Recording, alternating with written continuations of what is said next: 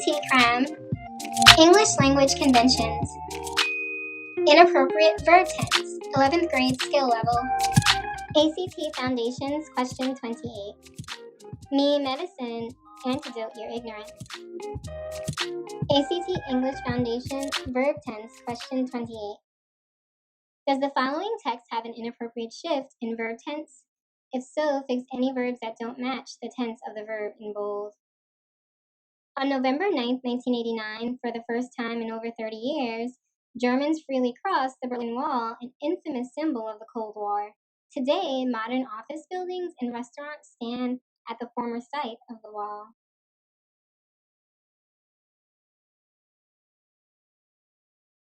Here's what you need to understand. The tense of a verb tells when the action takes place. You should generally avoid shifting tenses within or between sentences unless you need to reflect a time change.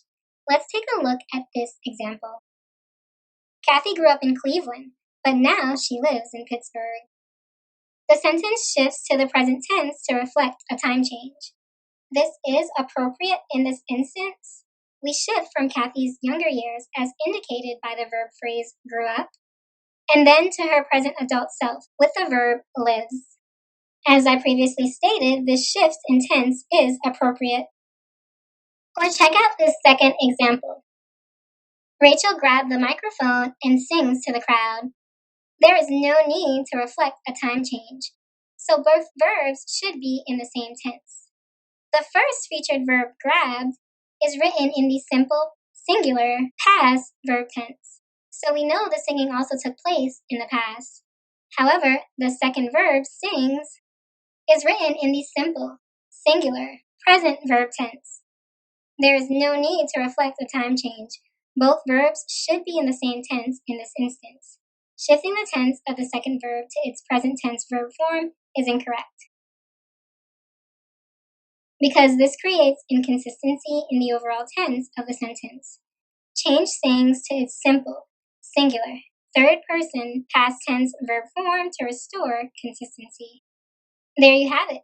We've changed sings to sang, its simple, singular, third person, past tense verb form.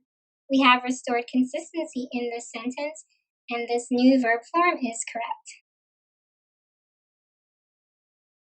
However, you may shift tenses if you need to use the present tense to state a general truth.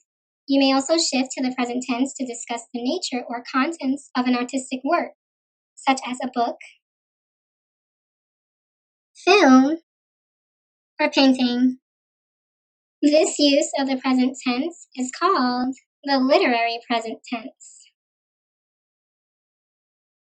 Let's take a look at this example of a general truth. Mr. Smith taught his students that the brain uses around 20% of the body's energy. The sentence shifts to the present tense to state a general truth. This shift is appropriate in this instance. We shift from a lesson Mr. Smith gave in the past to a description of a biology fact that he shared during this lesson that is also a general truth. Hence, our use of a shift to the present tense is warranted.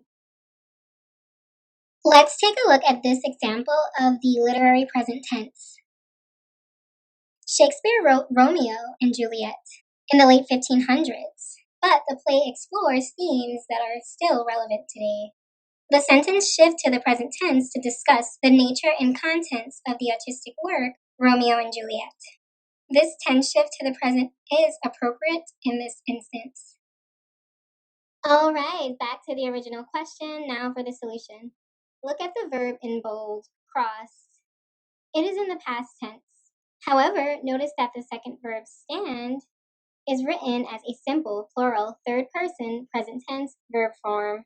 With the verb stand, the sentence shifts to the present tense to discuss the edifices that now occupy the former political divide. Office buildings and restaurants have been erected upon what used to be the site of the Berlin Wall. This shift to the present tense is appropriate in this instance. No edit is required. This verb form is correct.